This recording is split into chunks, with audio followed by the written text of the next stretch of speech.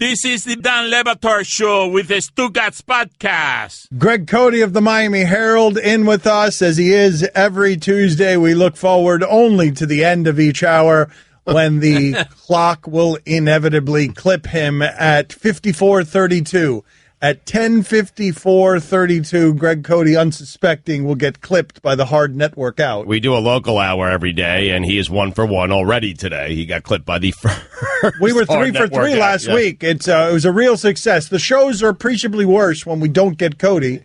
At the end of each hour, we've had a hard network out for many years. Cody refuses to learn the clock. We actually had the back and forth last week. It was hysterical, where Greg Cody is mad at us for getting him, and he's calling us bleep holes, and it dawns on him as I'm speaking to him, hey, Greg, you're totally in control of this. The clock is the same every week. At the end of each hour, you're totally in control of whether or not we're bleep holes or not. Learn the clock. Yeah, that's a fair comment. He has not. he has not learned the clock. Is this a fair comment? This is from Roger Goodell, and I do feel like we're reaching a point here on CTE discussions where I lose you the moment we start talking about it. The moment we start talking about it. So let's just play the sound and get it over with, because this was funny the way this happened. Because Jamal Adams is being asked questions, and Jamal Adams is saying, while sitting right next to the commissioner of the league, this is what Jamal Adams is saying, and Roger Goodell has to recoil. And in fact, I think he ended up stepping in and taking one of the questions that was directed to Jamal Adams, because here's Jamal Adams sitting next to the commissioner, and you can't really be saying this in this climate. If I had a perfect place to die, I would die on the field. I would be at peace. Literally, I would be at peace, and that's not a lie. Like, it's so much sacrifice that we go through as a team, and just connecting as one and winning ball games. It's nothing like playing the game of football. But again, I'm all about making the game safer. That's all I can say about it. Roger Goodell said enough of that. I think you're right. I think he answered a question I for think Adam. there was a follow-up question because the reporter seized. Wait a minute. What did Jamal Adams just say while sitting next to the commissioner of the league? That he'd be willing to die on the field, which would only be the commissioner of the league's worst nightmare. Someone dying on the field. So here's what happened with Roger Goodell after I think the next question was a follow-up to Jamal Adams. The average NFL player lives 5 years longer than you. On average.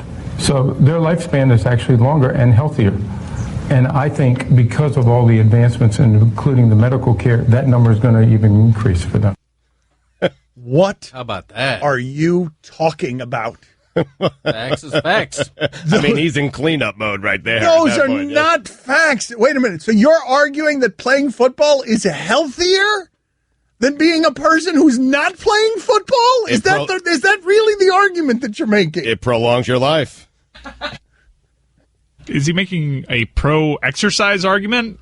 You live longer if you exercise than if you don't? Well, I think one of the things that gets lost in whatever numbers he's citing there of the average football player living 5 years longer than the average human being, the thing that he's forgetting about, and this comes into play with the crime statistics, right? That the NFL player doesn't get arrested as much as the average citizen, but of course the NFL player has money. So the average citizen sometimes is really desperate and commits crimes in that desperation. Among people with money, right, the NFL gets arrested at a larger rate among the wealthy. And I believe that we can puncture some holes in this particular math by saying that the average NFL player might be healthier than the average poor person. I think it'd be funny if NFL players started getting arrested for like robbing convenience stores and stuff like that. That would be something different. I'd enjoy that. But what is the commissioner of the league talking about? I have no idea. To me, the whole thing was kind of interesting from this standpoint. And then to make matters worse for the commissioner, the press took Jamal Adams' comments and read them to another Jet, Morris Claiborne, and he said, "Nah, I'd die on the field too," which the commissioner just does not want to hear. But I was thinking, like, that's the mentality. I know you have players who are retiring at an earlier age, but I believe that's the mentality of most NFL players. And the reaction you heard from the fans, the ovation, I think that's what fans expect from the guys that are rooting for our entertainment. Yes, Yes, please die for our entertainment on the field. We want you to care that much, care like that. I would die on the field. I would be at peace. Yeah. I would be at peace. And that's not a lie. Like, what? What? He would die and then be buried under the field, right under the 50-yard line. Yep. In a team logo casket. I mean, I would die out there on that football field. This is my life. This is what I do. I give it all. I would die out there. I think that's the mentality of a lot of NFL players, especially young ones. Did you see what Martellus Bennett said on Twitter yesterday? Look, football is great, but I ain't dying for this bleep. LOL. Well, I think that it's an easy thing to say. It's a touch harder to do. My guess is if we were to wander onto the field, if someone were actually dying and asked them, hey, where you want to die? This good? It's all right? You said you wanted this. Is this good? Everything all right? You're on the 32-yard line in northern New Jersey. This is where you want to go? Lift your thumb up. You can't? You can't lift it up? Your thumb's on the 30-yard line? I'll pick it up. Lift your thumb up just to tell me if this is okay way to die. You're all right dying this way on the field. You can't? Where's your thumb? Who ate it? Who ate your thumb? Did a defensive tackle eat your thumb? Geno Atkins? It was Geno, wasn't it? Look at Geno Atkins. That was Marcel Darius, wasn't it? Marcel Darius ate your thumb, yes? But I understand the mentality, man. Like, I love this show and I love radio so much, I would die right here in this studio. That's the perfect spot for me. Seriously, right at the microphone. I would. I mean, I absolutely would. I get the mentality, and I don't hear anyone giving me any sort of applause. I mean, I felt like I deserved it. Really? Right, you're envious of the applause. Okay, everybody, let's applaud the guy. Listen, yeah. If I died doing what I loved, that would make me a happy man. You might end up dying here just because you're generally unhealthy. Hold on a second. Any minute. Let me backtrack for a second here. The commissioner has to be the public piñata for the owners, and when the CTE report comes out that the media runs with, he has got to, right? He can't confirm it. He's got to deny it. They've got to be big tobacco in this situation. They've got to talk about, that's just an asinine thing to say. Asinine. The idea of it's healthier to play football than not. That's he's arguing here that if you play football, you're 5 years going to live 5 years longer than the average person. That's the argument. Listen to this. The average NFL player lives 5 years longer than you, on average. So their lifespan is actually longer and healthier.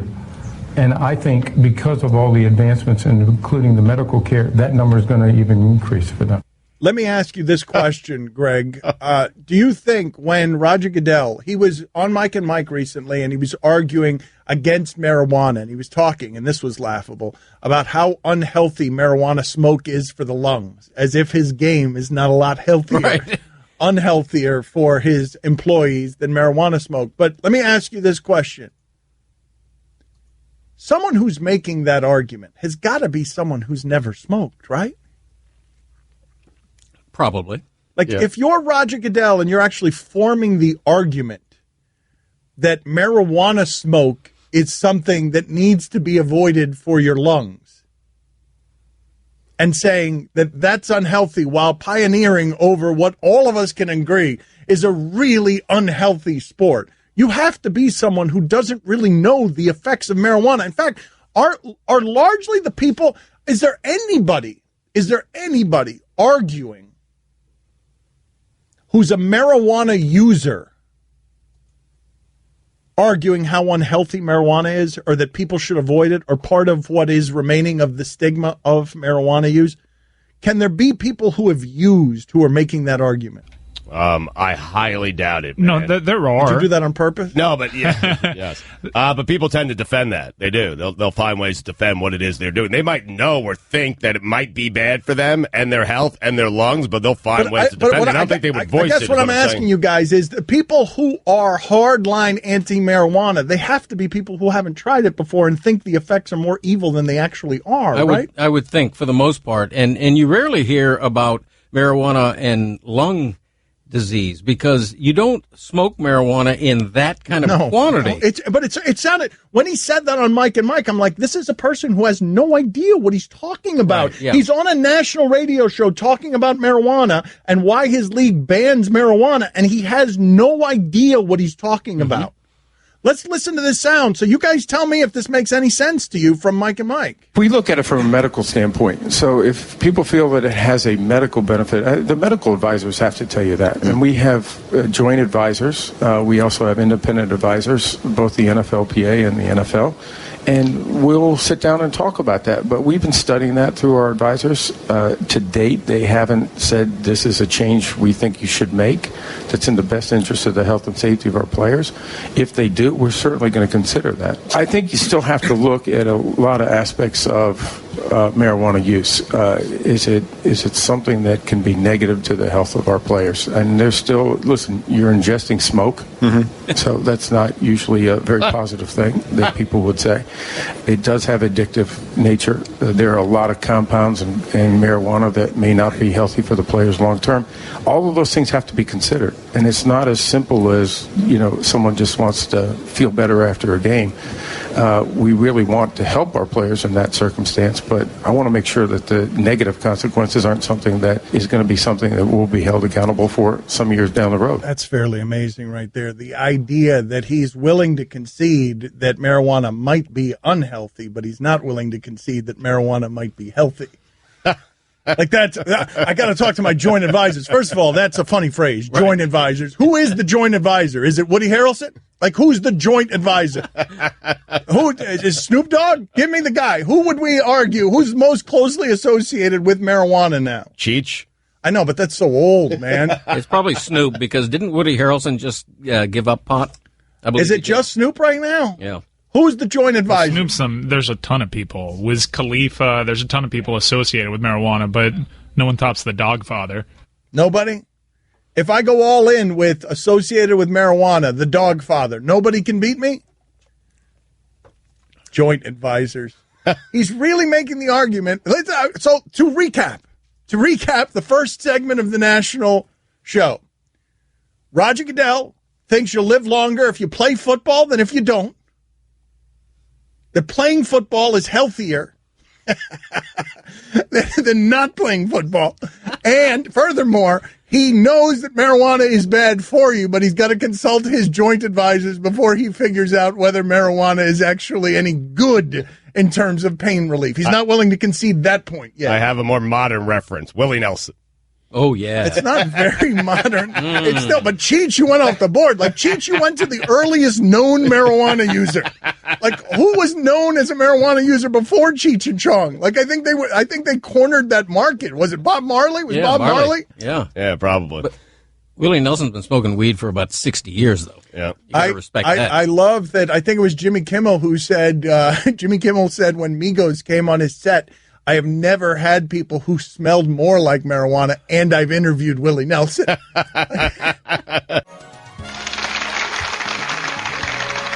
buddy, the wait is over.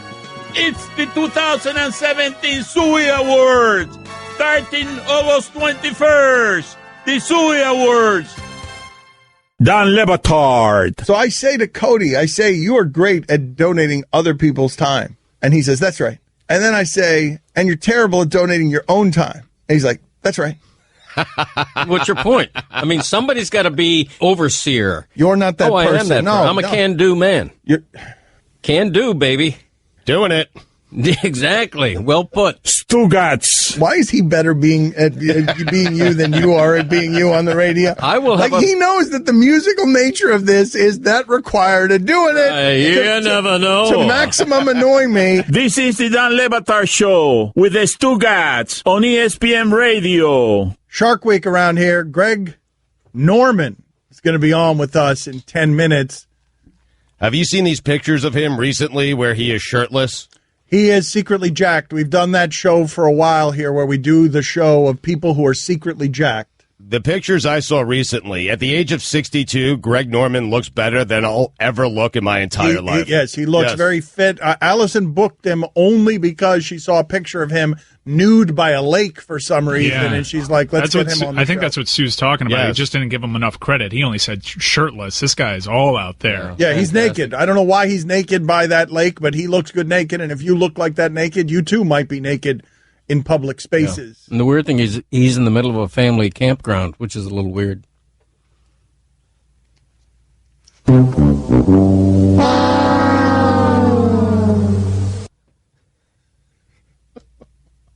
Do you have anything else, or you're just going to stare at the microphone and let us all marinate in your crappy joke? Yeah, no, that's it. Okay, very good. I thought that was pretty good. Contribution. It's a We've visual. been on the air for 22 minutes It's a here. visual. You've been terrible. No, You haven't said anything, and when you limp in with that. Yeah, no, I've been above average. Shockiller! You're welcome. Come in and tickle him. Let's go. Come in here and tickle him. Yes, he doesn't like to be tickled. Boy. And his punishment for ruining segments is to be tickled by I'm going to everybody. start wearing a medieval suit of armor in here, an anti-tickling apparatus. That's fine. You're going to have to because everyone come in here. What? Come on, let's go. Everybody. What? No, you know, my doctor. I'm worried about his heart. Thank you, son. Really? Dr. McGillicuddy says that this is dangerous. No. Tickle. No. Tickle. All right, I'm going to start stabbing people. Caps off. Stab it. Oh my God, he's waving around a torch of some sort. He's like Indiana Jones with those snakes in that tomb. He's just Pinocchio waving around a torch. He just referenced a puppet that's in here that only the TV audience can see. All right, get out of here, Cody. Go to the penalty We're on box. TV. No, but it's on ESPNU. There are like 50,000 viewers on ESPNU. We're listened to by a lot of people who don't have visuals to our studio. I don't know that. Greg Cody, 2 minutes in the You're box. either on TV or you're Get not. out of here. Get out of here. Just the worst, man. 2 minutes. He's referencing, listen to what just happened. This is after having a conversation with me in the bathroom about whether he should get a raise. Thank you for airing my You're standing in front of the Get out TV of here. camera, man. Get out of here. Let me raise in 2 years. Let me recap what just happened. What would make you think you earned or deserve a raise? Let me recap what just happened. He brought a giant wooden puppet from his garage that he just referenced on the show, even though nobody gets what the hell he's talking about. It's a giant, it's as big. It's not from his garage. Game room. Yes. All right, it's as big as Isaiah Thomas. This puppet, this wooden puppet with strings, and it's up in here. And for some reason, he just decided to reference it, just alienating the entire radio audience that doesn't have any earthly idea what he's talking about. After an awful joke. He's the worst. I thought you were the worst. I was wrong. That's why I love Tuesday. He's the worst. Sexy as hell, Greg Norman, next. Nothing in life is free. Time for some ads. Tuesdays make you appreciate me. It's why I love them. Tuesdays are my least fun day. But everyone else loves them. I know. The summer's almost over. Take your family out on a road trip before the kids go back to school. But before you do, make sure your car is up to snuff. Go and talk to the guys at Vance Auto Parts. Why is he putting a towel on his head in the penalty box? Greg Cody, man. He's so strange. Was just asking me about a raise in the bathroom. Like, get out of here. I'm like, get out of here. Greg Norman next. Dan Batard. You can't have fun when you're old? Stugats. Look at me. I'm having a ball. Balling it. This is the Dan Batard Show with the Stugats on ESPN Radio. Texture writes in, I need a Stugats Mardi Gras. All right, good timing. Greg Norman with us on ESPN Radio. Greg Norman is the Great White Shark. He's an excellent golfer, and he's a better businessman. I think he's a better businessman than he is a golfer. Thank you for joining us, Greg. Are you a better businessman than you are a golfer? Well, good morning, guys, and Dan and Stu and Greg, and to all your listeners. I don't know. I think on the back nine of my life, it's be an interesting comparison to say the truth, to say the least. But I enjoy it. I had a pretty good platform to kick it off on with my brand and my logo and my positioning. So you might be right. I had a pretty good career, though. I wouldn't change that for much. Well, I'm curious though. Is there any place that you not having gone to college is a hindrance in the business world as someone who was wildly successful at business? That is a great question. I often think about that myself. Sometimes I wish I did go to college, but then again, when you look at people like Jack Welch and what he's done without going to college, and I know a lot of my friends who have been extremely successful who dropped out of college and chased their dreams and their aspirations. Look, I think being extremely street smart, street sensitive, and being aware of your environment and the capabilities of identifying virgin space. But at the same time, you've got to bolt on good human resources around you. You've got to bolt on good, intelligent people, business smarts, business savvy, can see into the future like I can. We just did a forever deal with Authentic Brands Group where they bought into my licensing side of my division, and it's a forever deal. So you've got to see out 200-plus years to actually see the rewards. What's the greatest mistake that you've made in business? What's an investment you've made that was terrible?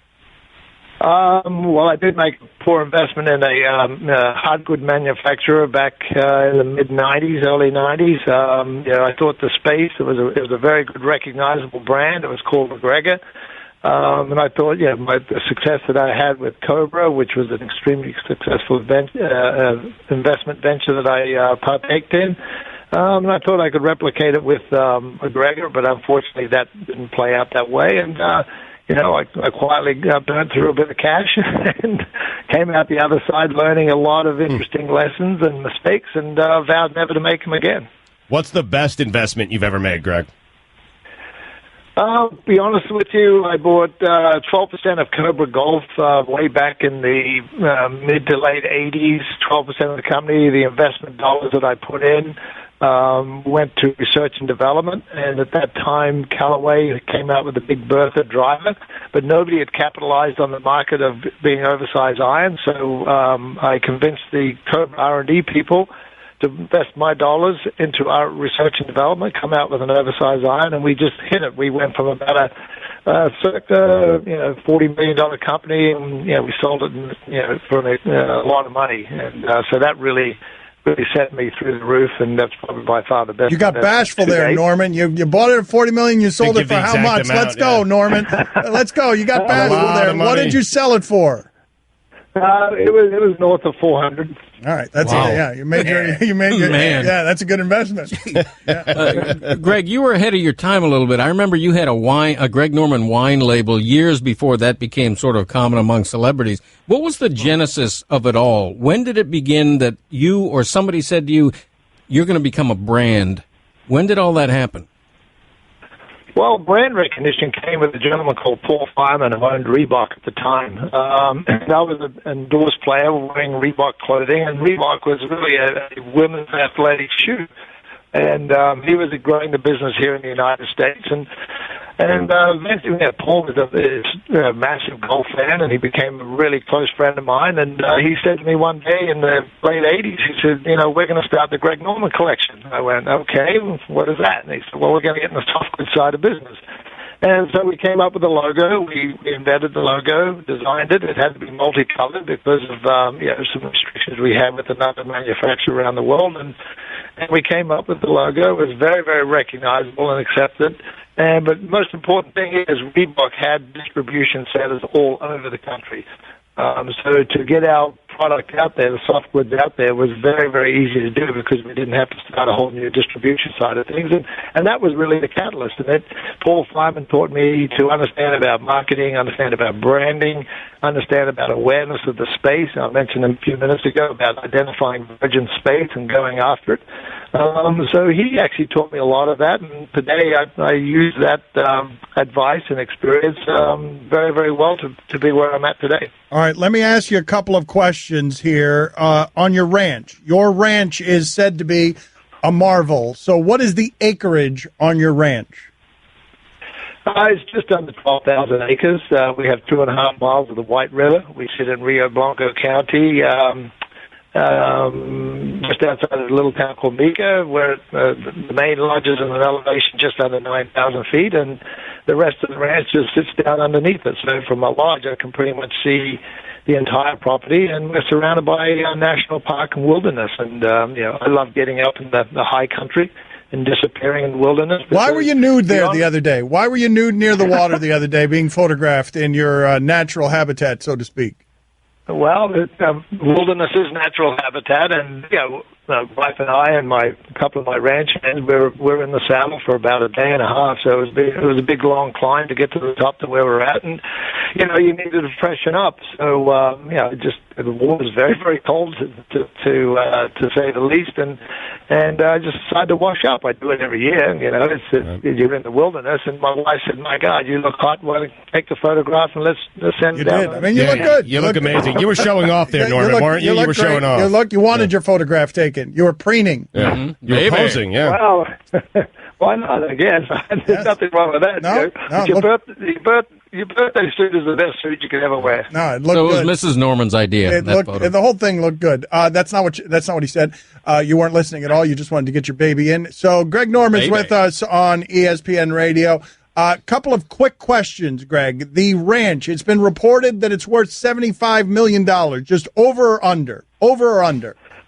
Look, if somebody wanted to pay me $75 million for it, I would take it. Okay. Sure. All right. So what would you, if you have to impress somebody with an item or something on the ranch outside of the nature, which you obviously love, and your body, what is the thing that you would point to and say, this is how I would impress a stranger? Look, I think there's many aspects to the ranch. There's a variety of ecosystems, from real dark, heavy ponderosa pines and spruces to dry desert country to mountain lion country to elk. We have a elk habitat that I've laid out, probably 2,500 acres of the ranch, so I don't allow anybody to go in there to do anything. It's just all the wild animals go in there. We have copious amounts of bear and mountain lion and elk, and when I do take people out there in the hunting season, like for example starting in September, I take them in there just to let them hear the animals, see the animals, and I do very little hunting on the property now. It's just to get that feel of what Mother Nature is all about. It's truly therapy for a lot of people, and then there's times when people come out from the East Coast, and I have two ranges on my property, one that goes out 1,600 yards that I love shooting, long range rifle shooting, and one the short range for pistols and other things. So, I'm always amazed how everybody that comes there who's never experienced that type of thing always want to see it or feel it or understand it. So there's so many different aspects of what you can do on the ranch, and then there's horseback riding and fishing and all that stuff. And have a tremendous sporting clays range. I have 26 stations there that people just love to shoot sporting clays as well. When's the last time Greg Norman flew public?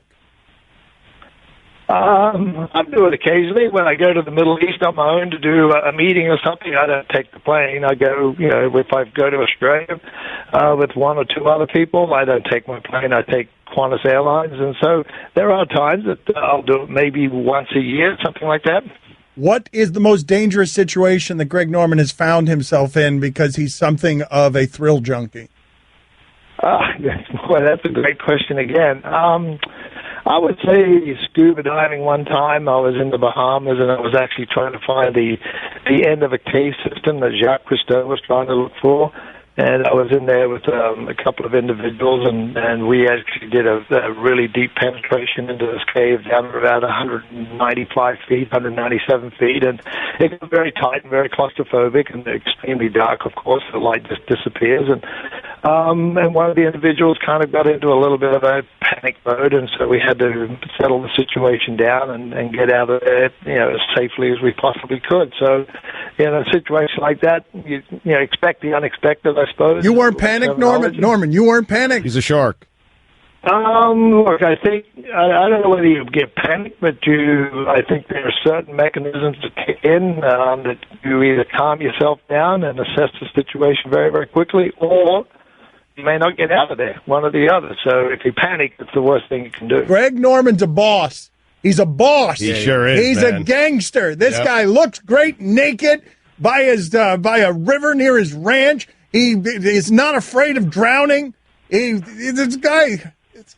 Yeah. How did he ever lose at golf? I have no idea. He's more interesting than everyone else. Renaissance man. Greg, thank you for being on with us. We appreciate the time, sir. Yeah, guys, thank you. I loved it. You guys got a great show. Keep up the wonderful work. Thank you, sir. Dan Le Batard. This shirt is from the 1980s, by the way. This is the oldest shirt I own. Seriously. What color shirt is that? Because I've been trying to figure out if black. it's, if it's brown black. No, that or used just to be black. That shirt used to be, no, it is sort of brown now. But it's like that shirt used to be black. Wow. Stugats. That shirt is older than Chris Cody. It is. This is the Dan Le Batard Show with the Stugats on ESPN Radio. Guest on the Dan Le Batard Show appear via the Shell Pennzoil Performance Line. Get in touch with the show anytime to the 1-800-Flowers Twitter feed at Le Batard Show, at Stugats790, at Greg Cody. Nothing makes a summer birthday or anniversary more magical than 1-800-Flowers.com. And right now, when you order a dozen multicolored roses for just $29.99, you'll get another dozen absolutely free. Go to 1-800-Flowers.com/ESPN. Guillermo, put a couple of things on the poll here, please. First, do you like when we invite a good guest back the following day? Vin Baker is going to join us again today after joining us yesterday, and I feel like I should have done that with Greg Norman. I feel, Allison, see if Greg Norman wants to come on again tomorrow, but the second question is an important one as well. Does Greg Norman actually listen to the show, or was he just being nice? Put that on the poll as well. Does Greg Norman actually listen to the show, or is he being nice when he says that he likes the show? Because Donald Trump was on with us, and every time he came on with us, he would tell us how much he loves the show, and we just didn't believe that the show was actually something he listened to. Right, but Trump, I think, different than Norman. I think there's a chance that Norman watches the show. Like when I'm a guest on radio shows, I'll tell the guys, regardless of what city I'm in, hey, love the show, guys. I've never listened to their show, ever. Never, not once. Greg Norman's fascinating, though, right? And I want to know, didn't Bill Clinton fall down some stairs drinking in his house? Like, I think that's true. Can you guys look that up? I didn't even get to that question. Yeah. It should be true, even if it isn't. Would you? It sounds like the kind of thing that would happen in Greg Norman's life. Yes, yeah. It could be apocryphal, but it should be true. See if you can find that there. Bill Clinton, Greg Norman, stairs. I know what to type into Google, Dad. I just typed Bill Clinton, Greg Norman, and there's a story called "The Real Story Behind Clinton's 1997 Injury at Greg Norman's House." Okay, that's what. All right, let's get him on Clinton tomorrow. Severely injured his knee while visiting the ranch. Imagine that. Guillermo, put it on the poll. Would you like to hear from Greg Norman again tomorrow? Because he's interesting. Very interesting, yes. Had no idea he had done so much stuff, like crazy stuff, like swimming with the sharks and dinners with presidents and dinner with the guy, the sniper that took out bin Laden, and he's just done a lot of interesting stuff. I forgot to ask him about that. I should have asked him about that. I've got more questions. Guillermo, were you guys bored? You know what happens when you get the older guys on, the young people start complaining. You got a tweet here from someone. Who the hell's this Greg Mormon? Go ahead. Sail, young people.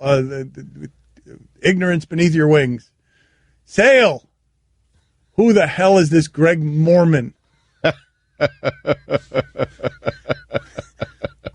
We're becoming that show, man. We really are. I mean, we're talking to people who are over 60 about how good they look naked. They do. Wait a minute, what show is that we're becoming? Yeah. You said that as if we're becoming a cliche. That happens all the time. Cliched sports show talk. Are we mimicking talking to, homoerotic, sort of talking to Greg Norman about how good his butt looks when he's 62? When you put it that way, I think we're good. Yeah, right. At least another couple of years, right? Oh, man. I just love that we're talking to Greg Norman about interesting stuff, and all Cody can give us is the time he was on Mark Richt's couch in his office. Yeah. Did you write a column about that? I mean, did you write a column about the University of Miami's prospects because you sat on Mark Richt's couch? A column arose from that interview, yeah, of course. But the point of the column was to point out that you were just sitting to on tell his people couch. that you were on his couch. Look at him. He's looking at the clock. What? He doesn't No, I realize got a crick that in my neck. we're 35 seconds from being done here, Cody. Just say something. You never know. Okay, keep your eyes closed. Okay. I want to show you my first ever painting. All right. Okay.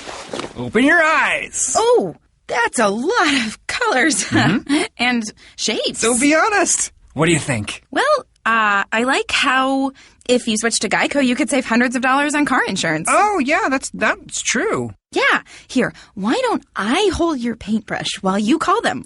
Geico, because saving 15% or more on car insurance is always a great answer. Don Le Batard. I was doing shots of vodka in my room, and the earring was in alcohol, but like real alcohol, and it was in a shot glass. But we had shots of vodka all over my desk in my dorm room. And we put the earring in, and then we started doing shots again, and I actually did the shot of alcohol. Stugats. I drank that alcohol, man. I spent the night in the emergency room. You know the alcohol that comes in the brown bottle? Right. Yeah, my mouth started foaming. This is the Don Le Batard Show with the Stugats on ESPN Radio. In entertainment, is music the place most likely to give you these petty squabbles that we love so much about basketball? Because football doesn't do a great job of giving you the petty squabbles. When Josh Norman and Odell Beckham happens, it's a rarity. It's a rarity across the sky. But when Steph Curry, Kyrie Irving happens, that's not such a rarity. Basketball produces for you some pettiness. Hell, you can argue that Steph Curry is retaliating for LeBron's pettiness. LeBron wearing the Ultimate Warrior shirt. LeBron wearing the hat with the Kermit the Frog sipping tea. LeBron with the Halloween decorations mocking the Warriors blowing a 3-1 lead. Steph is so mad about LeBron blocking his shot 2 finals ago and standing over him that he flew and went and got Kevin Durant and says, go ahead and block this. Like, yeah, you block me because I'm, 6 feet tall, but here, let me go get this. Let's see what you do against this.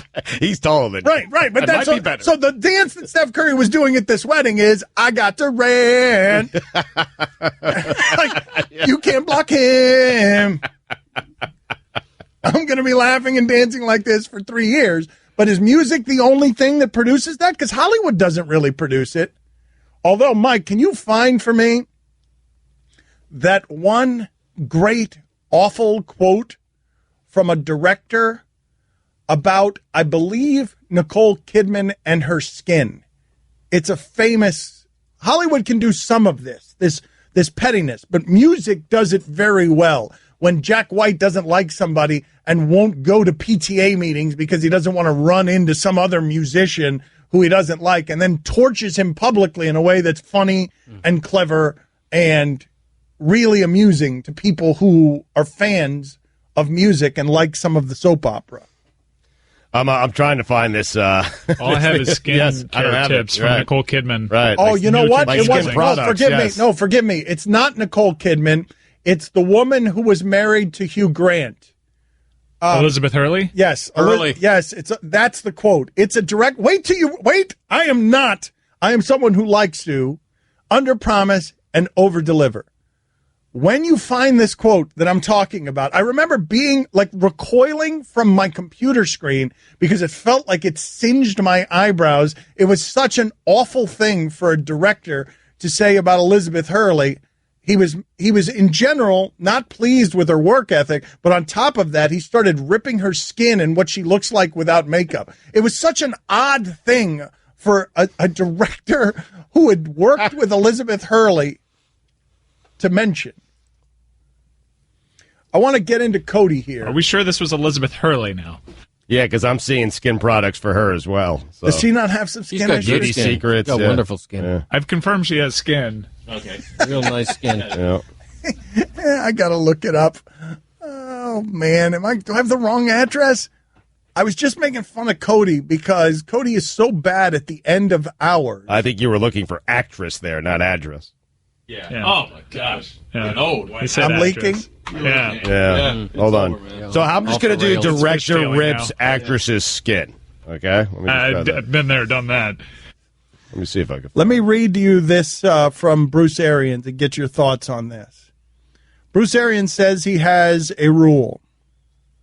He will not allow his assistant coaches to stay at the facility past 10 p.m.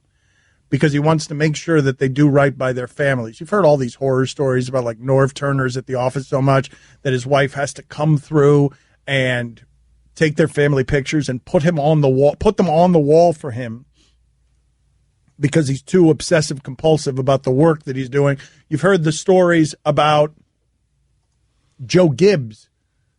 Joe Gibbs, his family, would tape record their family dinner conversations, and he would listen to them while at work because he longed so much. He missed home so much. That's sad, man. Yes, it is. Yep. And so Bruce Arians forces all the assistant coaches to go home before 10 o'clock. And this is the quote. For our coaches, I tell them, if you miss a recital or a football game or a basketball game, I will fire you, he told Sirius XM NFL Radio. You can always come back and work. Those kids are not going to be there forever. They're going to grow up and be gone. Good attitude. And rare, I would think. I don't think most coaches do that. No, most coaches don't. I mean, I just talked the other day. I talked to the Texas Tech coach, Cliff Kingsbury. All right, there you go. Good looking. That is his name. Yes, and You're back. He is good looking. Baby. Great skin. Cliff Kingsbury gets to the office most days at 4 a.m. It's because he's been out all night, right? He's just coming straight No, from the he clubs? says actually Straight from that, the no, night he before. says he doesn't have any fun in Lubbock, that he doesn't do anything with the nightlife despite That's easy to believe. It's Lubbock. Right. He Right. says it's Lubbock. But what do you guys think? Because there is this obsessive compulsiveness in that industry. It's one of the reasons that it's unhealthy. And we talked to Bruce Arians a couple of weeks ago about perspective and the idea that he doesn't stress the job the way most people do because he's lived a long time and he's experienced a lot in football and he has wisdom and perspective. But what do you think about the John Gruden getting there at 4 o'clock or 3:30 in the morning, and then the competitive nature of the industry that if one guy's getting in there at 3:30 and you're not, you feel like you're not doing your job by being at the facility 20 hours a day. Yeah, and it's not just that the days are long, it's that the job is year-round now. I mean, there didn't used to be, the mini camps and the OTA practice days. Coaches now get like a 2-week vacation per year.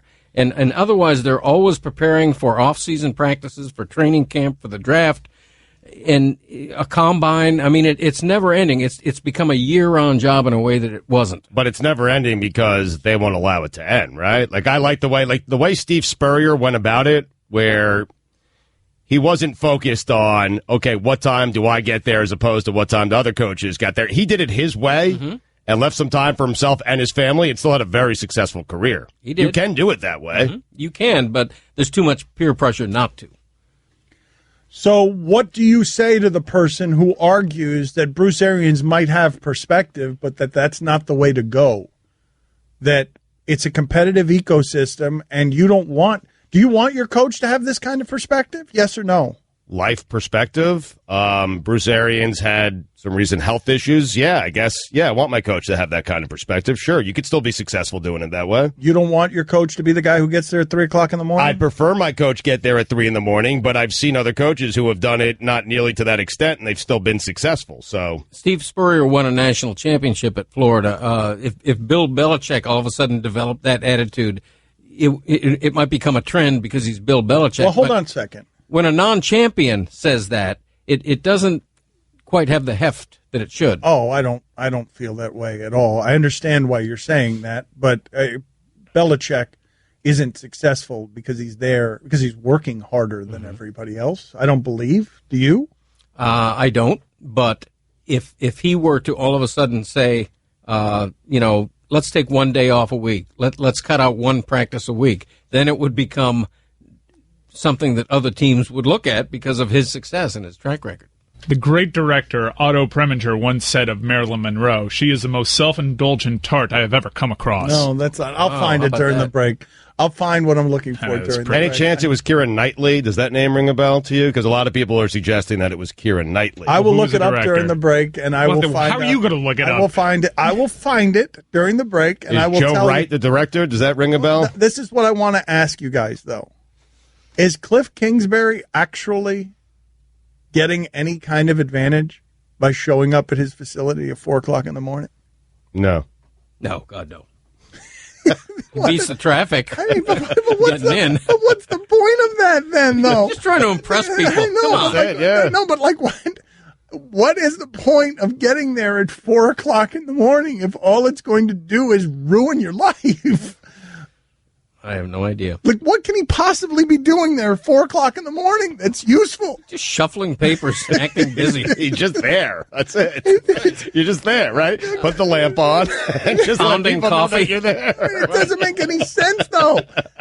Does it? The only guy who's impressed is the janitor, who's also there. No, there's nobody there. There's nobody there when he gets there. He's 24 and 26 for his career. And clearly, whatever he's doing at 4 o'clock in the morning is not defensive strategizing.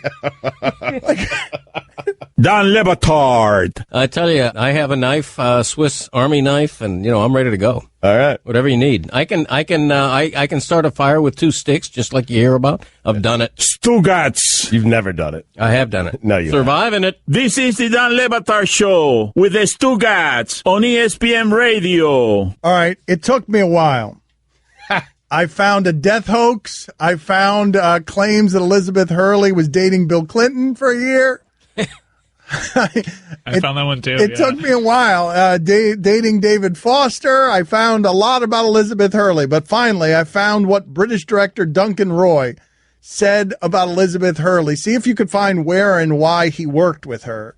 He accused her of throwing tantrums, treating her co-stars with contempt, complaining about her luxurious trailer where she had sex so loudly with her boyfriend that the entire set could hear. And this is what British director Duncan Roy said of Elizabeth Hurley. Quote, Liz seems to have the impression that she is a great actress. She totally believes that she is someone special. She is not. She thinks she's really beautiful.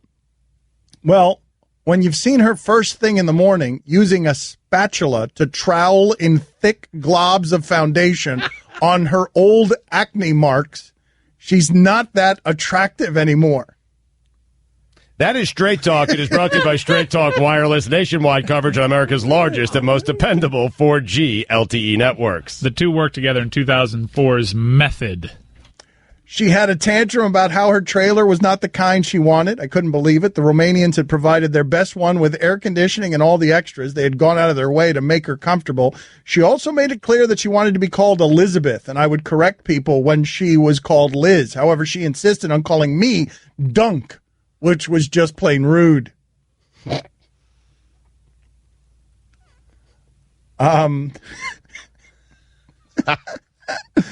Quote, whenever there were a spare 5 minutes, he was down there, meaning her boyfriend, all over her like a rash. The whole trailer was really shaking. Baby. Well said. Yes, well said, says Cody, instead of doing his job, baby, what he's here for. How is Stugatz better at being you than you are at being you? Hey, imitation, sincerest form of flattery. Again, I asked the question. Thank you. Why are you always taking thank you speeches? Let's move on. I'm not complimenting you. Sounded like a compliment. Let's be honest. If your name is Duncan Roy, there's no way you're nice. You're snarky. Like, if your name is Duncan Roy, you are a snarky individual. Roy Duncan is a better name. What? I mean, get out of here. Just get out of here. What? Leave for 2 minutes. Roy Duncan is a normal name. Get out of here. What if I refuse? Greg Cody, 2 minutes in the Tickling will box. happen. Tickling. Yes, if you refuse, tickling will happen. I think you were about to put that on the poll. If your name is Duncan, are you snarky? Are you snarky? If your name is Duncan Roy, can we assume you're snarky? Yes or no? I want to ask you guys a question. What's that? Not you. You get out of here. Finally, a good line. You get out of here. It took 2 years of doing this with Cody. Finally, a good line.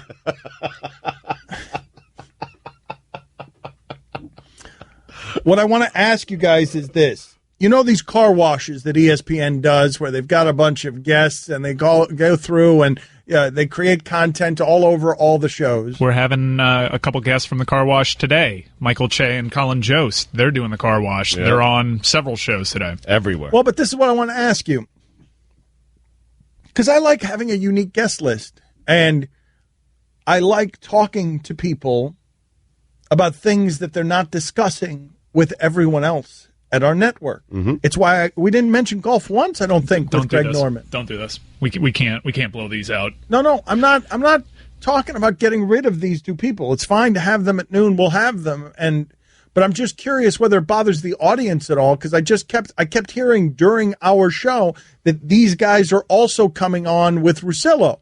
Right. And every time that happens, I wonder to myself, do listeners of ESPN Radio care that the guest that was on with us is going to be on 2 hours later with them, or was on 2 hours earlier with Mike and Mike? I think the only people that care are people that listen to ESPN Radio the entire day. And I don't know how many people do that, but most people are listening for, 15 minutes to an hour at a time. So if you didn't hear him with us, you're probably happy that he's on with Russillo later. I don't know. Yeah, different audiences, and I tend to stay away from guests that have been on Mike and Mike, or guests that you're speaking to later in the day on Highly Questionable. Typically, when we do the car washes, we're the first ones that get a crack at them, and our interviews are totally different. I know, but I'm asking the audience whether the audience cares, is what I'm asking. I think the audience that is fans of, They were on Mike and Mike. Of the two shows, yes. They were on Mike and Mike today, yeah. 9:30, so. Yeah, Mike and Mike, 9:30, Russillo later, so. If you're someone who listens to all three shows, then I would think that you would care, because why would you want to hear it again? And again, and again, and again. But if you only listen to one of the shows or only have time to listen, an hour a day, then you're happy, I guess. Well, does it bother any of you? I'm curious, as lovers of ESPN, or even haters of ESPN, as viewers of ESPN, does it bother you when you look up and on 15 different ESPN platforms are the same people selling the same things? I'm curious. Does it bother you? Put it on the poll, Guillermo. I'm asking the question innocently, because I just heard during the break the Russillo show teasing these same guys. Now you're telling me they were on Mike and Mike. Like, we should probably be doing stuff that's off the beaten path. We should probably be avoiding that kind of redundancy. Do you just not want to do it? Like, do you no, want to? I mean, no. I feel like you just come out. No, and say no, it, because Stugotz, anytime we have any of these guys who are all over the network, that I object to it, and I'm like, I'm not sure I want to do that. We are so discerning when it comes to these car washes. When we first joined ESPN, we were so excited because power of ESPN, so many great guests go through there, and our standards are totally different. You don't like car washes. You don't like talking to people multiple times. We never get cracks at these people that go through the car washes. We avoid a lot of big names, turn a lot of people down because they're on said car wash. And you can understand the concept of a car wash. If they're going to make it out to Bristol, might as well promote their product on several shows throughout the day. So we're very discerning. I wanted Colin Jost and Michael Che on because they were they're in a very interesting job in a very interesting time, and they could lend some interesting experience to what their lives are like now in a post-Trump election world. Do you think the audience knows them by name? I think the audience knows Weekend Update. That has cachet. Weekend Update, it's getting a spin-off. Saturday Night Live. Saturday Night Live just had the biggest year it's had, both critically, because so many extra eyes have gotten on it. They got so many nominations when it came to the Emmys. So they know the bit, but not the names. Is that what you're... I don't know if they're household names, but Weekend Update is a household thing. All right, they'll be on with us at noon Eastern. They will be joining us, and Vin Baker returns at 12:30 Eastern as well. Did we forget about Cody? He's been in this box for 4 minutes. Did we just forget about him? It was a 5-minute major. He gets so mad at us. He just sits out there steaming at us. Yeah, go get him. Why is he still out there? Just do you really there? Want us to get him? Nah, never mind. Dan Le Batard. Can you please give me more tips on how to start a fire? Stugotz. You need the right kind of sticks. It can't be like a little thin twig, because that's going to snap. It can't be really thick because it's cumbersome. You need 2 sticks that are probably the thickness of one of your fingers. And then you literally rub them in a T formation. And the key is you're going to see smoke first. Once you see you're rubbing them hard enough where the smoke appears, then you're close to getting a little flame. When you get the tiniest little spark, you have to blow on it. You have to fan the flame. And that's the crucial element, because once you get the flame, you're golden. This is the Dan Le Batard Show with the Stugotz on ESPN Radio. ESPN Radio is presented by Progressive Insurance. Guest on the Dan Le Batard Show appear via the Shell Pennzoil Performance Line. Here's your SportsCenter update. The Los Angeles 2024 Olympic Bid Committee formally announced on Monday the city has reached an agreement with the International Olympic Committee to host the 2028 Summer Games. The decision means Paris will host the 2024 Olympics, and marks the return of the Summer Games to the United States for the first time since 1996 in Atlanta. Seahawks safety Cam Chancellor has agreed to a 3-year, $36 million extension with $25 million in guaranteed money. And finally, according to a study compiled on several aggregate sites that claim to have research done by several psychiatrists and psychoanalysts, yet don't actually source them, so it's probably just fake news, internet garbage. Here are 8 warning signs to help you spot potential psychopaths. 1, they do not feel guilt. 2, they do not feel empathy. I mean, so far you're 2 for 2, Stugat. Thanks, Dan. 3, they love to make people feel guilty. 2 for 3. 4, they only value themselves. 3 for 4. Yeah. 5, they think they are better than everyone else. 4 for 5. What? I don't think I'm better than everyone else. You know you are. Exactly. I know I am. I thought Greg's mic was on. 6, they are liars. All right, so 4 for 6. Oh, 5 for 6. I mean, the lying part, it counts as 2. Are you worried at all that you are absolutely identifying as a psychopath? I am, yes, I am worried. 7, they have appealing personalities. My goodness. Oh, no. The 8th one, too? You got the 8th one? Our last names are Wiener. They do not take responsibility for their actions. Good God, man. I'm a psychopath. I mean, which is the only one that you're exempt from? Which is, I mean, if we're doing a psychopath checklist and you do 7 of 8. I don't lie, so. No, the one we agreed on, I don't make people feel guilty. I don't think I do that. No, you do not. Okay. For all the latest headlines and information, this is bad. Like, how many of these 8 do you have to have for you to be considered? 7 of 8 sounds amazing. No, but I think it's all 8. I'm hoping. Okay, yes, there you go. For all the latest headlines and information, tune to the Sports Center on ESPN Radio all throughout the day. Guillermo, put this on the poll. Our thanks to Greg Cody of the Miami Herald for being in with us today, as he is every Tuesday. I'm just thinking about the guilt trip that was laid on me if I couldn't get him backstage for the Grateful Dead. Like, he made you feel guilty? Well, I mean, he laid it on to the really camera when it comes to talking about me being a psychopath. Oh, well, the one that we exempt you You're from. making her feel guilty right now. I know. See what's happening? I know. Yeah, nice so work, Allison. Wow. Okay. Did I really? Yeah, I guess I did. Oh, my God. I'm in trouble. Guillermo, put this on the poll. Would you do that if you were Steph Curry? That being, he was in Rhode Island for this wedding, and after the Harrison Barnes wedding, he and Kent Bazemore just showed up randomly at a Rhode Island house party. It's cool. It's a very cool comfort to have with your celebrity. They just joined a bunch of 20-somethings. They just heard a bunch of noise, a bunch of music, and like, let's go over there. Would you do that if you were Steph Curry? Mm-hmm. I would. It's a cool way to enjoy your celebrity. It's very cool. Like it's a great story. It's a good idea. It's a good idea right up until something bad happens to Steph Curry because he walked into a stranger's house. I think that's the best use of celebrity when you can do stuff like that. You know, like when Bill Murray walks up to total strangers and puts his arm around them, and you know, Dwayne Wade once showed up at a girl's high school prom. Right. You know, just stuff like that. Some of the younger golfers are starting to do stuff like that, like Spieth and Ricky Fowler. They'll just show up. They'll play rounds with people or play 9 holes with some young guys, or they'll just show up at someone's party. Mm-hmm. Like I guess it's pretty cool. It's cool, right? Like you don't.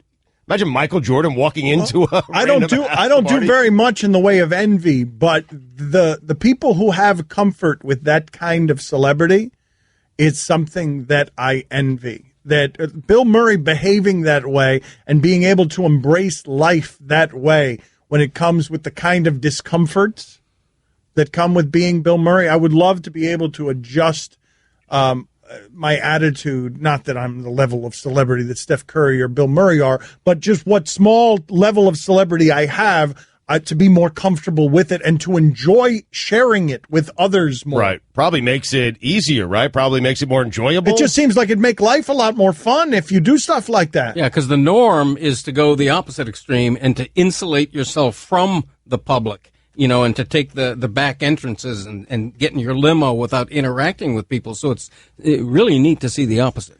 I want to ask you guys something based on the previous segment we were doing. So you envy Bill Murray. I envy Bill Murray's specific comfort with just walking into a dodgeball game as he's walking past it, or walking past a karaoke bar and just getting involved with people are having fun over there. I'm going to go be Bill Murray over there, and I'm going to be embraced. Bill Murray will come and he'll just sit down with somebody and steal their French fries. Do you think they asked Steph, like, hey, who's your friend? Kent Bazemore? Yes, there's no way anyone knew who Bazemore was. Well, they right? know based on his size, right? He's going to be the biggest one at the party. Right? He's going to be bigger than ever. He's going to be, what is he? He's like 6, isn't he 6'6", 6'7"? Yeah, but I imagine like everyone crowded around Steph and lonely old Bazemore in the corner there. Totally. Yeah, yeah, but you can get, there's some fun to be had as part of Steph's entourage. Guy who plays with Steph. Guy who does Steffi things. How tall is Kent Bazemore? Do I have his height wrong? I'm checking. I got to figure. Guillermo, put it on the poll. Was Kent Bazemore the tallest guy at that party? Kent Bazemore is 6'5". 6'5". No, probably not. I mean, you don't know very many people in your life who are 6'5". Do you? No. How tall are you? You average person. I'm 6'3.5". Okay. Right, I'm 6'4". You're not 6'5". You know what? Just get out of here. No! Get out of here. No, I'm already... Get out of here. Get out of here. 2 minutes. So ridiculous. Man, it's so cool, 2 dude. minutes. This is so great. I'm seeing the pictures Greg now. Cody, 2 minutes in the box. Yeah, get out of here. I mean, Curry's got beer all over his T-shirt. Like, Yes. it's really awesome, man. Man, I hate when Steph Curry forces me to like him. He is, it looks like fun, right? Yes, it looks like a lot of fun, yes. Get out of here. No pictures of Bazemore, though. He's so mad at us. I've been heavy-handed with Cody today. Well, I mean, he's kind of deserved it, right? All right, fellas. How do we get him next time? Yeah, well, that's the only reason I kicked him out now, because my timing's been bad. Hold on, let me make sure this door is closed. Do we need to pretend? Maybe if we pretend that we have a live spot at the end of this segment, he'll be naturally. There won't be a hard network out if they have a live spot. Do you think that'll work? We usually do the trick of talk about yourself, but that blew up in our faces. No, because he realized, because we didn't talk about him at all for the first 55 minutes, and we tried that the first hour. How are we going to get him Cody. specifically All next Cody. segment? I'm going to try and figure out a way to summon Fat Chris in here to distract him. Does he have a benchmark, like a Lobos update? Anything coming up? Can't go to the well. We're going to try and trick him with his son at the end of the hour here in the next segment. Okay. Dan Le Batard. I love me some doctors. Have a lot of respect for the medical profession. Stugats. Except chiropractors. This is the Dan Le Batard Show with the Stugats on ESPN Radio. If you've been listening to the show for a long time, you know that Stugats does little private shows for me during the breaks. It is somewhere between annoying and nauseating. And I rarely enjoy them, the private show I get. But I enjoy the private show I just got during the break, where Stugats was asking the question, and I think it's a legitimate one. Kent Bazemore, to crash a party, needs to go with Steph Curry. Yes. Like, and so the question I want to put on the poll, if Kent Bazemore shows up at your house, are you letting him in to crash a party? I'm slamming the door in his face. Well, I think sports fans might let Kent Bazemore in, but we were talking about Steph and Kent Bazemore ended up crashing just a random, house party for 20-year-olds in Rhode Island. Yep. Steph was chugging beers. He's got beer all over his shirt. And we were talking about the idea that Kent Bazemore was there with him. And we were talking about the idea that if Kent Bazemore shows up by himself from that wedding, the probability is that those people will not let him in. No, won't recognize him. Right. Who are you? And don't let him in. Yes. And so the question we pose to you is, would you allow Kent Bazemore, a knocking Kent Bazemore, to crash your party? Mike Ryan would. He's an NBA dork that way. Mike Ryan absolutely would. Especially if he self-identifies. Because I'd look at him and I'd think to myself, is that Kent Bazemore? And I'd ask him, and he confirms. Hey, what a great story. No, it's not. Really? Well, it's not really that great a story. It's not a great story. It's just an okay story. You need Steph Curry there for it to be a great story, and for that matter, for it to be a great house party. I think you tell your friends, like, hey, Kent Bazemore came to my party, and like half of your friends have to look up who Kent Bazemore is. Google Kent Bazemore, guys. That's how you tell the story. Okay, not so great. Okay, but if Kent Bazemore doesn't self-identify, What if he denies that he's Kent Bazemore? Ooh, wow. That'd be a bad move. Hey, for you him. Kent Bazemore? I'm a dork. No. Dan nailed it. I'm a dork. I'd let Kent Bazemore into my party. Really? Mm-hmm. Yeah. Well, but Mike is gleaming. But I want to know what the midpoint is on this. Like, I'd actually like to know what the exact tipping point is, where half the audience would say no and half the audience would say yes, because I think it's got to be a greater fame than Kent Bazemore. Like, would you let Harrison Barnes into your party? Yes, of course. Dream Teamer.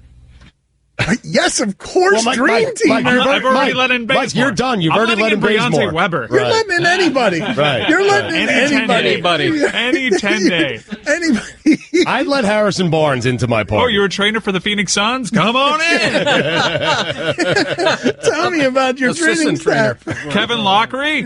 Come on in. No, that's it. Mike Ryan is having the world's lamest basketball party. He's not a good person to ask. Oh, Sasha Danilovic. You had a great run with the Miami Heat for a season and a half. Come on in. Nenad Kristich, you were in the league for a little while. Come on in. Oh, you remember that time you broke your hand? Come on in. Broke your hand in an international fight? Are you letting Harrison Barnes in? Now, you're different, so I don't know. Like Greg Cody was making the point that... not letting Harrison Barnes in. Well, Greg was making the point that he wouldn't let Steph Curry into his party. If Harrison Barnes was on my balcony, I would close the drapes. And I'd call security. And you'd say Harrison Barnes is on there's my an balcony. NBA player. There's an NBA player on my balcony. Somebody bring a crane over here. Don't come through the house. Bring a crane over here and get rid of it. I don't know what he's doing there. Why is Harrison Barnes on your balcony? I don't know. I just woke up in the morning and he was there. Steph Curry's the only one that has alcohol like all over his shirt. So like, what do you do if they like make a mess of your house and they're like refusing to leave your party? It's a good story if Steph is the one making a mess of your house. Less good if it's Bazemore. Yes. Like if he breaks my coffee table, what am I supposed to do? Steph, on please Bazemore. stop doing that. It's all on Bazemore. All the bad stuff is on Bazemore. Bazemore, you're paying. I'd fear I have to collect with Bazemore too. Yeah. I love this sliding scale of what you'll allow based on someone's fame or excellence. Well, if Bazemore breaks your table, you want Bazemore to pay for it. If Steph breaks your table, it becomes like a memorabilia thing. Yo, here's my broken table. Steph Curry broke it. If Bazemore breaks your table, you want Bazemore to pay for it. And if Steph breaks your table, you want Bazemore to pay for it. I'd let Gronk burn my house down. Yeah, I think I would too. I think he would. I think he would too. That's so easy for Fats and Info to say because Greg Cody bought that house. It's a great question, though. Would you let Gronk into your party and he party with you and your friends all night, but at the end he gets to burn down your house? I'd turn the lights off and pretend like no one's home. There's no way Gronk's coming in my house. I'd never sleep again. I am telling you that I would allow into my home a wild bear before I allowed Gronk into my house. Yes. I'm telling you, a wild bear, and not just a wild one, a wild, hungry bear. I'm not sure what the difference is. I mean, the bear would drink less. The bear would drink less of my stuff. The bear wouldn't likely do whippets. You're saying the bear has more self-discipline. Yeah. Put it on the poll, Guillermo. Who's got more self-discipline, Rob Gronkowski or a wild Kodiak bear? Wild and Kodiak, very key. I feel like that's going to be really lopsided. Is obvious answer. Where'd that come from? Mike has been really annoying as a golf buff lately with his golf expertise, and you guys are all golfing here soon, right? What are the teams going to be? It's me and Mike versus Greg and Chris. But Stugatz has me and him on the same level, and Mike and my dad. What do you think about that, Dad? He has you with Mike. It's Dan, Stu, and Greg Cody on ESPN Radio. Okay, Kevin, for the grand prize of $1 million, what color is the White House? I know this. 5 seconds. Oh, switching to Geico could save you a bunch of money on car insurance? Okay. Judges? That's true, Kevin. They'll allow it. Congratulations. You're a winner. Woo! Geico, because saving 15% or more on car insurance is always a great answer. Dan Le Batard. That ranks up there as the most humbling moment in my life. Stugats. That and getting so drunk on white wine on a date one time that I pooped in a parking lot. Yeah. Wait a minute. Did I just say that out loud? That was last week. This is the Dan Le Batard Show with the Stugats on ESPN Radio. Mina Kimes in with us here. She's here all week in Miami. Grateful for her presence, doing highly questionable. She is friends with Colin Jost. Yes, you were friends with him, Mina? He's not going to be able to hear us yet. Oh, okay. No, he is not hooked up yet, so we will bring them in a second. He appears to be eating something. Right. So you are friends with him? Is that correct? I am. So he is good friends with my husband. He came to my wedding. Nice. To his house. Very nice. Go way back. Yeah. All right. I hope he acknowledges that.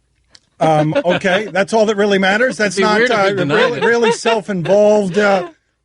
Maybe we'll ask him to acknowledge I hope it. he's not. Who's that? I mean, That would be weird. There are 6 of us included in this interview. What could possibly go wrong Yeah, it's here? very crowded in here. I want to get Mina's thoughts on Roger Goodell's sound. Can you play that sound for Mina before we get Colin Jost and Michael Che hooked up? Play this sound for Mina. I'd like to get her thoughts on this. The average NFL player lives 5 years longer than you, on average.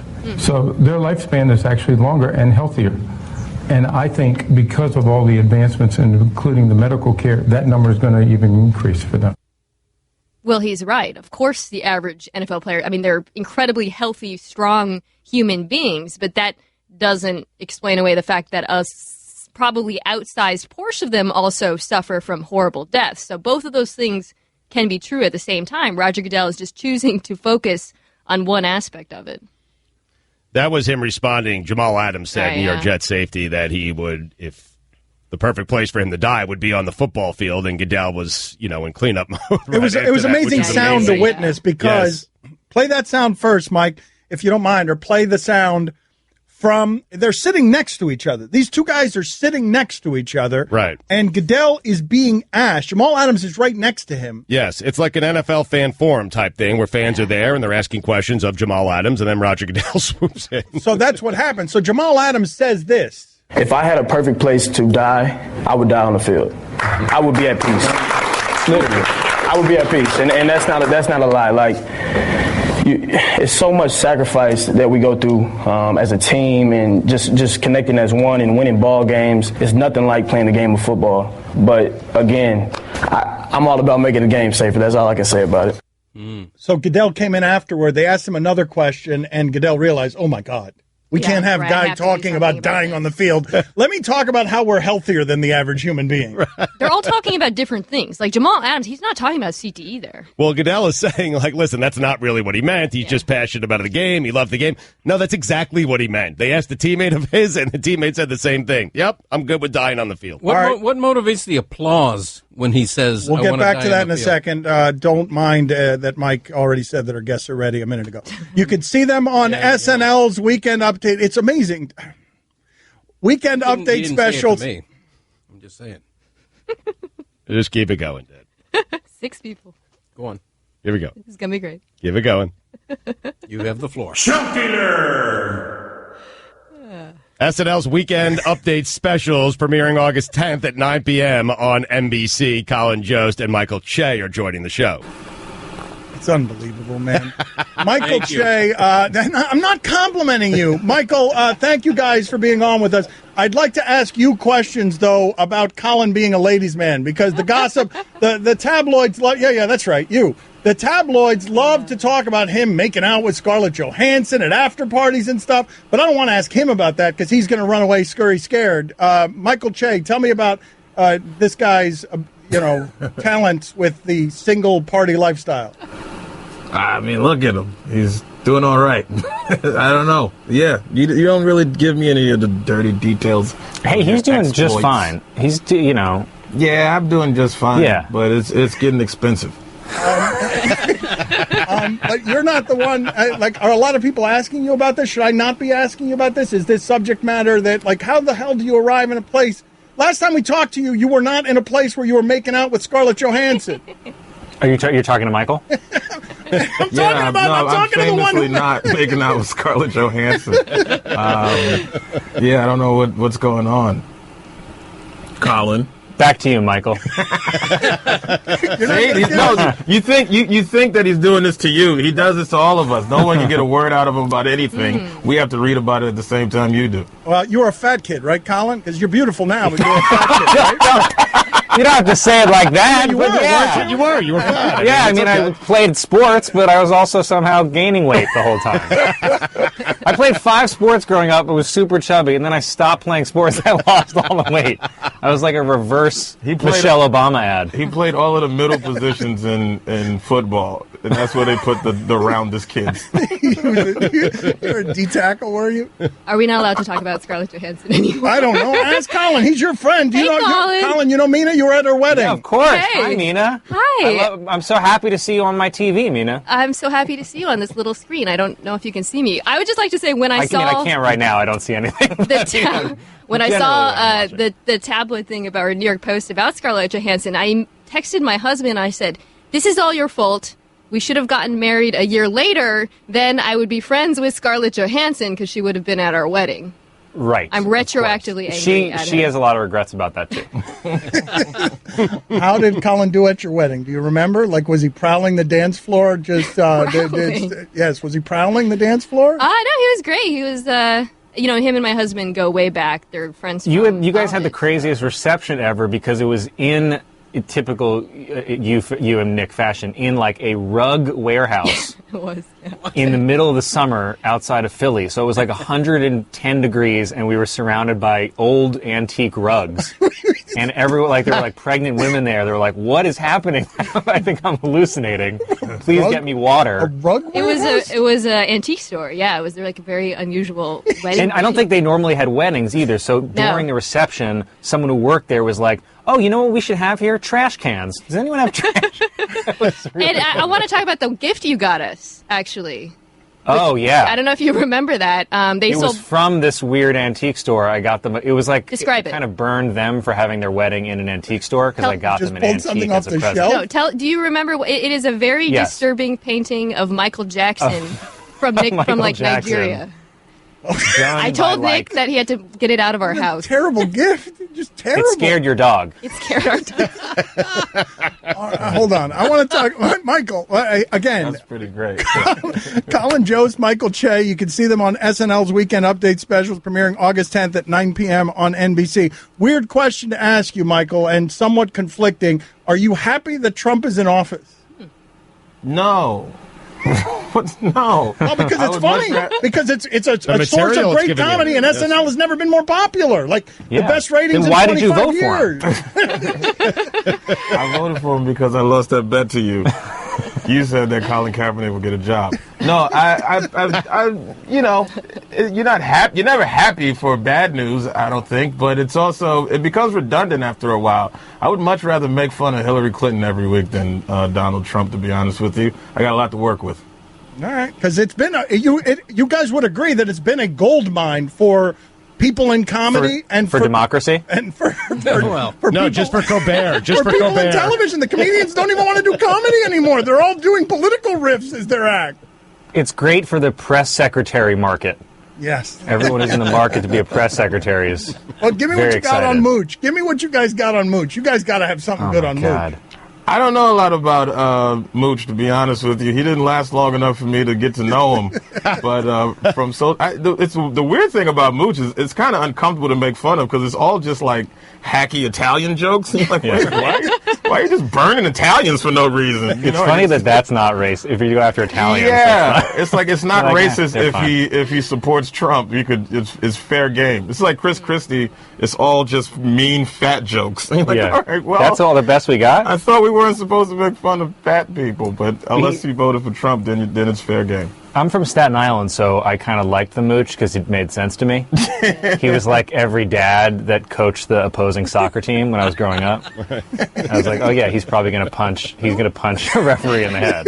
Who would have impersonated him? That's what I'm so bummed He about. definitely has a baseball bat in the trunk of his car. I've been pushing for Che to do it, but he seems reluctant. No, I'm good. You have one. You're in. I'm good. We got it. If you slick your hair way back, I'll grow it out. Who is the person in comedy that you got, or in politics, that you guys are most grateful for? If you're not grateful for Trump, like, who is the ripest for humor? Because Christie's pretty good too. Well, it's hard. In our real lives, we do also want, a good country to live in. So we also do want, we're grateful for, people in retrospect, OJ and, fun stuff. But, Tanya Harding, we're grateful for that. I'm most grateful for actually the viewers that watch it, like the ultra liberals that get so upset if we say anything that doesn't seem to bash the right. And when they get upset, that's kind of fun. Or the ultra conservatives that get upset whenever we bring up anything ridiculous that's happening in the White House. Any of the many things, they make it seem like we're not supposed to cover it. It's like, we don't want to cover it, but how do you ignore the guy? How do you ignore this guy? Like, he's the bright orange elephant in the room. But, it's most fun to see how excited the audience is by any way anybody we hit. When you're doing all of this, does it occur to you that the president is watching, and suddenly you do actually have this sort of material, tangible effect on what happens? Well, he's watching. Hopefully that's not. Hopefully we don't. If we're having an actual effect on things, that's a bad sign. Yeah, we're not qualified to have that impact. Yeah, we're not really news guys. You don't news say. Guys? I think the term is news guys. Yeah. Oh, wait a minute. Wait a minute. You guys don't actually do the news. The news that you do, what you're saying, you're alleging, you're revealing for the first time here, is a spoof of the news. It's almost a take on the news. It's I think they call it a send up. It's a send up. Okay. It's a laugh down. Okay, so that is not serious news that you guys are doing on Saturday night.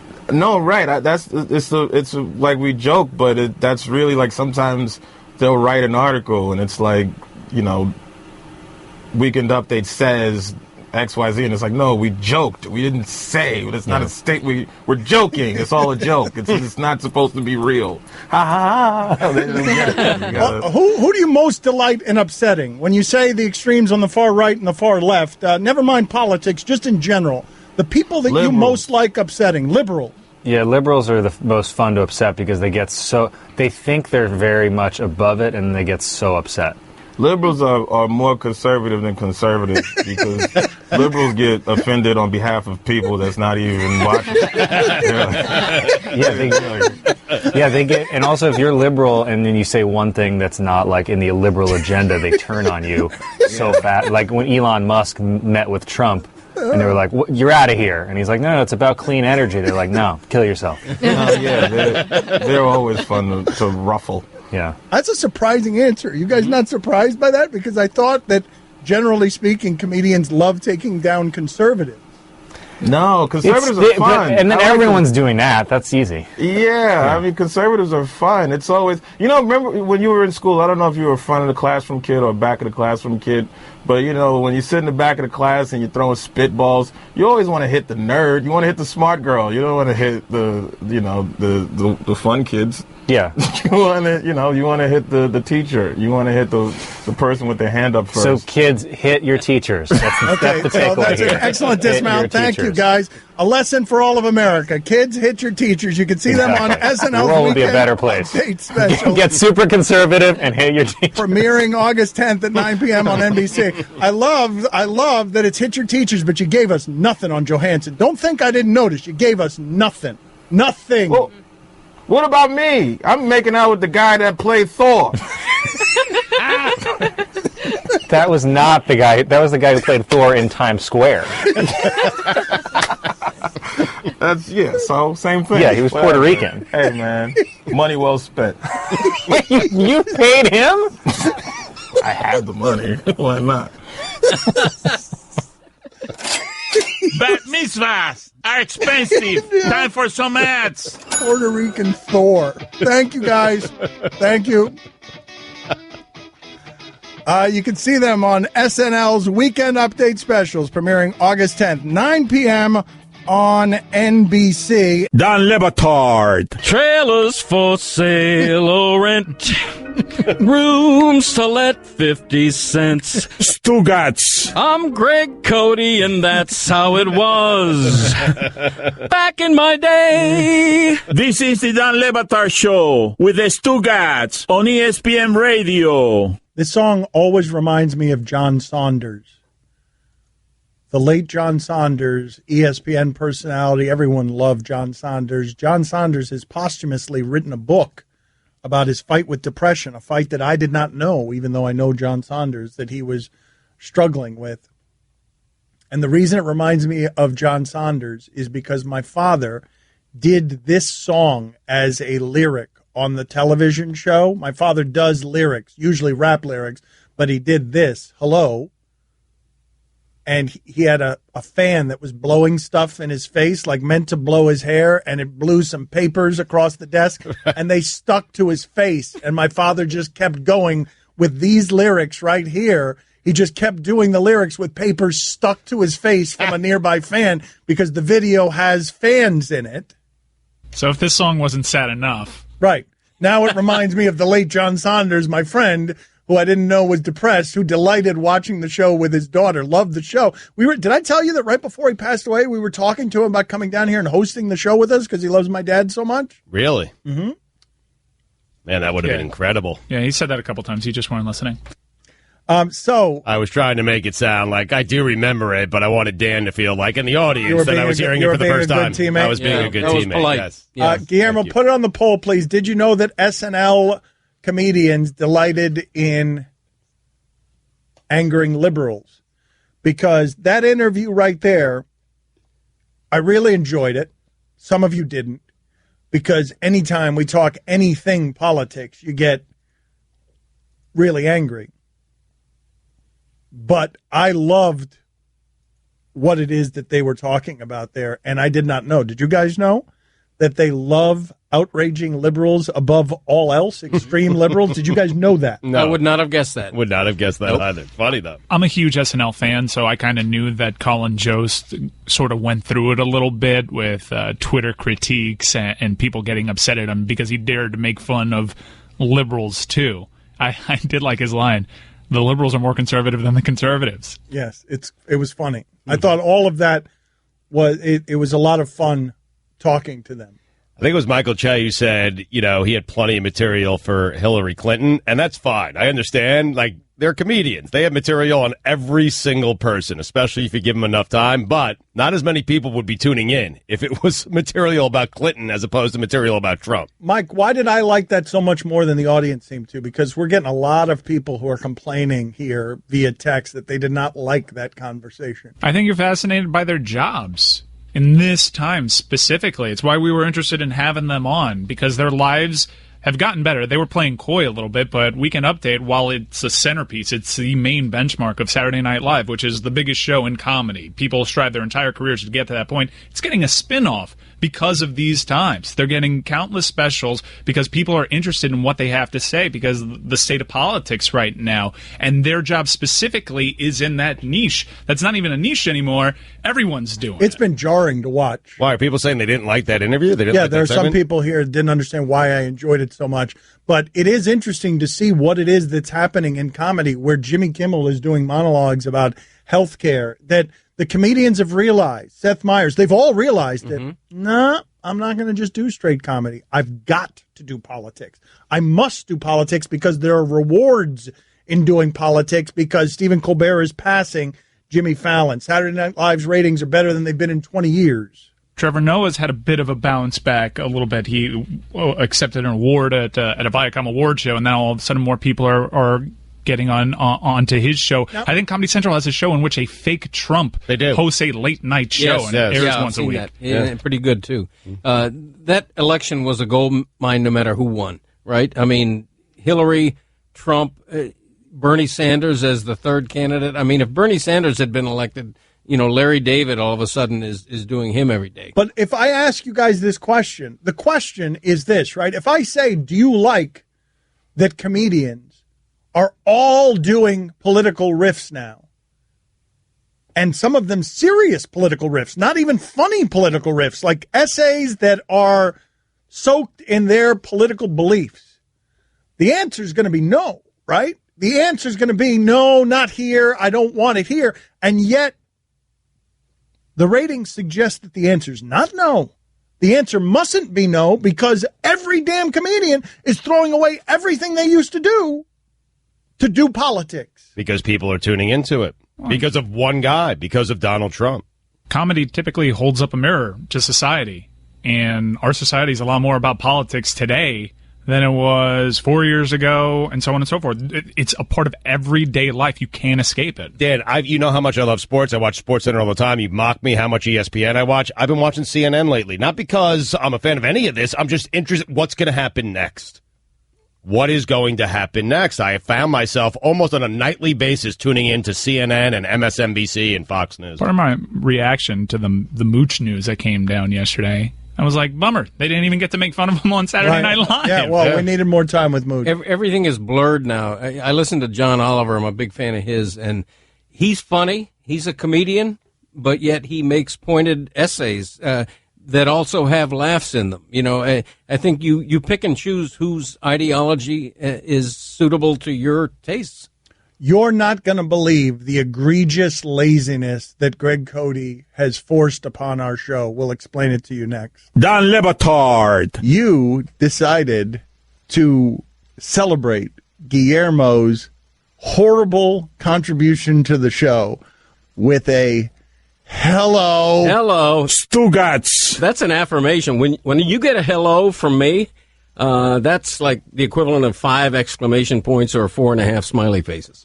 Hello. This is the Dan Le Batard Show with the Stugats on ESPN Radio. We talked to this guy yesterday. His new book, God and Starbucks, is available now wherever books are sold. We only covered some of the stuff with Vin Baker that he covered in his book, so we're grateful to have him back on again. Again, God and Starbucks, available now wherever books are sold. Thank you for rejoining us, Vin. Wanted to ask you about some of the details in the book that I did not ask you about yesterday. I'm curious. I'm reading here in these notes that you felt like the team was doing things to mask your addiction, that you were getting help on masking your addiction. How so? Can you explain that to us?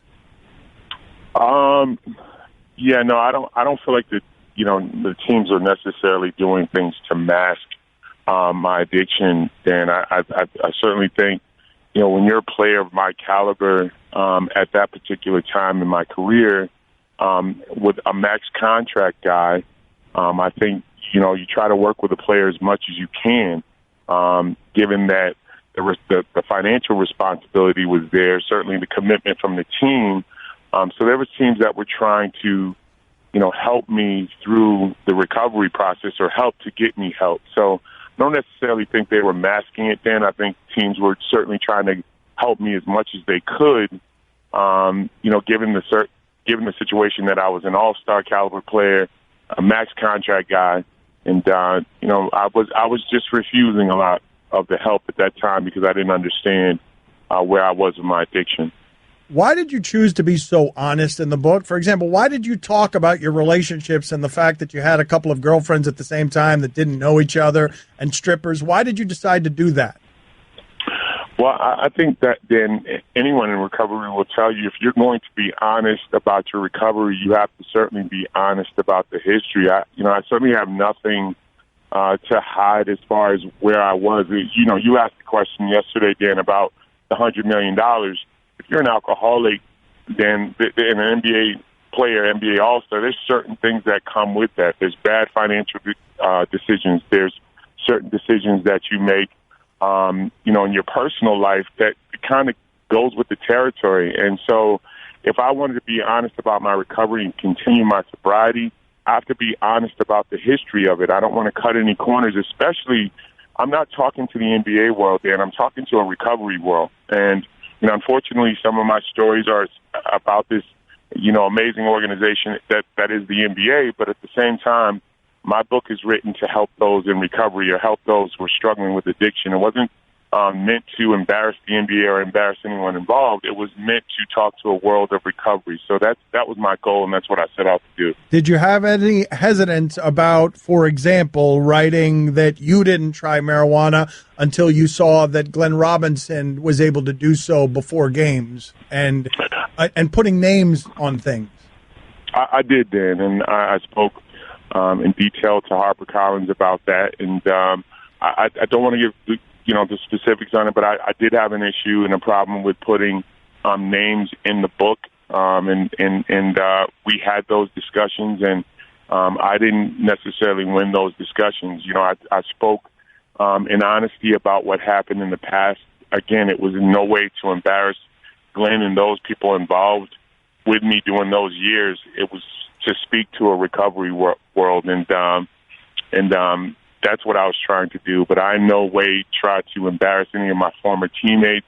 The NBA, I was speaking to a world about the lows and the highs of addiction, and that's what I attempted to cover. Has anyone gotten so mad at you, Vin, about that, about putting their names to it, that they no longer speak to you? The fights you lost with the publisher where you're telling them, hey, I don't want to use that name, and they're doing it anyway. Yeah, I did lose that fight, but I haven't gotten any backlash from former teammates. We're 20. This is 1993, 1994, 1995. Right. When I was in Milwaukee, so we're about 20 some odd years removed from those times. I was a young kid. Those my teammates were young at the time. We made mistakes. It was mistakes we made when we were young men. So I hope not to get any backlash. But again, my goal was not to talk about the NBA and the culture. My goal in writing this book was to talk to those people who have lost their way with addiction and to give them some light at the end of the tunnel. I've let everyone tell this story, from the money to the addiction to everything else. It was my opportunity not to tell my portion of the story or my part of it, but to help use my platform as a former NBA All-Star and Olympian to help someone say, hey, Vin Baker did it, I can do it as well. Vin Baker with us, new book, God and Starbucks, available now wherever books are sold. I'm curious, how much lying were you doing, Vin, when you had the two girlfriends that didn't know about each other? Oh, Dan, a lot. But I think when you're in that world, Dan, it's such a fantasy world with all the money, the travel, and everything that comes along with the notoriety of being in the NBA. It's not a ton of lying, Dan. It's kind of like, you tell certain things, but also it's the lifestyle that you lead. If you make $100 million and you're an all-star, there's sometimes you think you're bigger than life. You're bigger than feelings. You're bigger than emotions. You're bigger than anything. And so that's where I was. And I'm grateful and thankful that I was humbled by my experiences and everything that happened, that I'm where I'm at now. Again, new book, God and Starbucks, available now wherever books are sold. You're a very candid interview, Vin, but some people were complaining yesterday about not getting specifics because you're talking very eloquent, interesting, deep terms about addiction, but the specifics of what it is that you are dealing with. Your worst day at the height of addiction looked like what in specifics, details? I think my worst days, Dan, it was waking up in the morning and my body literally ready to shut down, whether either by seizure or death, and having to lean over and grab alcohol and drink it just to function during the day. And that was the worst part. You go from being a superior athlete, being able to do anything on the basketball court at the highest level, to rolling over in the bed, waking up and having to drink alcohol to just function. And that's the lowest of the low, Dan. And I've, being an all-star, being an Olympian, and then having to go through that physically was the lowest of the low. And not losing money, not losing houses, not losing restaurants, but physically not having hope and not being able to function without drinking is the lowest of the low. So a bottle by the bed. Oh, yeah, Dan, that's, a bottle by the bed, drinking to go to sleep, and then knowing that you have to drink, knowing that you have to drink to just function during the course of the day. That's the toughest part. Then you're a big man. How much were you drinking? Like, you were going through how much liquor? So bottles a day, Dan. A bottle a day of alcohol, and so I'd have to do that every day. Whatever would make me the amount to make me not feel like I was going to have sweats or have anxiety. That's how much I would drink. But that's the scary part of it. Bottle a day for how long, Ben? This was my bottle a day probably started after the NBA. We're talking about in 08, 09, right before I got sober in 11. So we're talking about a bottle a day starting in 09. So it was basically a slow suicide, guys. I was doing a lot to just try to take care of the addiction, and that's what alcoholism is. It wasn't even a matter of how much I was doing. I have to do enough to make sure I get through the next moment, the next day. That's where I was with it. We talked too much with him about the dark stuff and didn't talk nearly enough with him about God and Starbucks. So the name of the book is God and Starbucks. It's available now wherever books are sold. And to be fair to you, Vin, because we've talked about the, dark stuff, tomorrow, God and Starbucks. Tomorrow, we'll talk about God and Starbucks. We good, Vin? You in? I appreciate that, Dan. Thank you so much. All right. We're going to do it tomorrow because look, man, he's been honest about the details of the dark stuff. Let's get to some of the positive stuff because he's dug his life out. So Vin Baker will join us again tomorrow. Don Batard. Come in here and hurry up and tickle him till the end of the segment. Dr. McGillicuddy said this could be bad for my heart. Could be bad for my heart. Stugats. Having a heart attack. Tickle him more. Right to the end of the segment. Heart attacking it. This is the Don Batard Show with the Stugats on ESPN Radio. We will close out the show next segment by updating the polls. That's how we always do it around here. End the show by updating the polls in the interim, because there's some good ones today.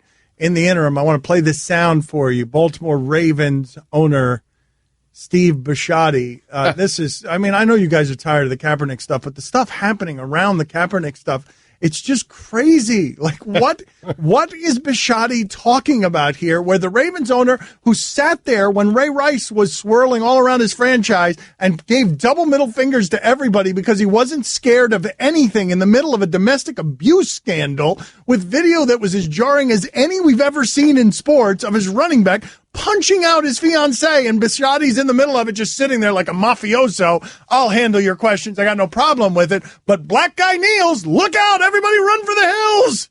Do want to win games, and I'm not sure right now that he is going to help us do that. We're monitoring Joe. We've talked to Joe about it. We're monitoring Mallet. We're keeping our door open. We talked about RG3, bringing him in for a workout. We're very sensitive to it, and we're monitoring it, and we're still, as Ozzie says, scrimmaging it, and we're trying to figure out what's the right tact, and so pray for us.